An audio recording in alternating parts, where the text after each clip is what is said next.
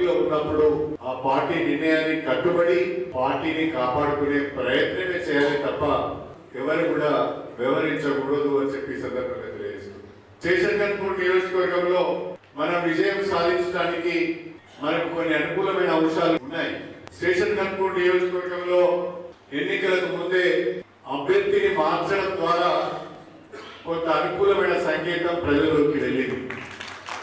కడియం శ్రీహరి అభ్యర్థిగా వచ్చాడు, తప్పకుండా గెలుస్తాడు అనే ఒక ప్రచారము బాగా జరిగింది. ఆ నమ్మకం మీ అందరిలో కలిగింది. ఆ విశ్వాసంతోనే మీరందరూ కూడా ఇంకా బాగా కష్టపడి పనిచేశారు. అది ఒక కారణం అయితే భారత రాష్ట్ర సమితి మన నియోజకవర్గంలో అవునన్నా కాదన్నా బలంగా ఉంది. కేసీఆర్ నాయకత్వాన్ని నమ్మేవారు. కేసీఆర్ గారు ప్రవేశపెట్టిన అభివృద్ధి సంక్షేమ కార్యక్రమాలను అనుభవించిన వారు, పార్టీలో పనిచేస్తున్న వారందరూ కూడా ఈ పార్టీ కొరకు పనిచేయాలని చెప్పి మనస్ఫూర్తిగా చాలా మంది పనిచేశారు. రెండవ కారణము పార్టీ మన నియోజకవర్గంలో బలంగా ఉండడం. మూడవ కారణం ముఖ్యమైనది ఏంటి అంటే మీరందరూ కూడా 90% అబోవ్ మనస్ఫూర్తిగా పనిచేశారు.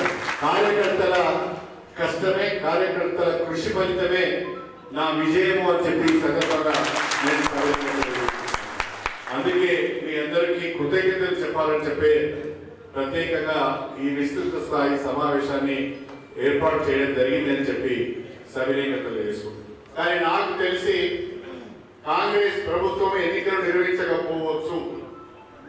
లోక్సభ ఎన్నికల తర్వాత మాత్రమే వాళ్ళు స్థానిక సంస్థలకు ఎన్నికలు పెట్టే అవకాశం ఉన్నది. అందుకే లోక్సభ ఎన్నికల కొరకు సమాయత్తం అవుతున్నట్టుగా పత్రికల్లో వార్తలు వస్తున్నాయి.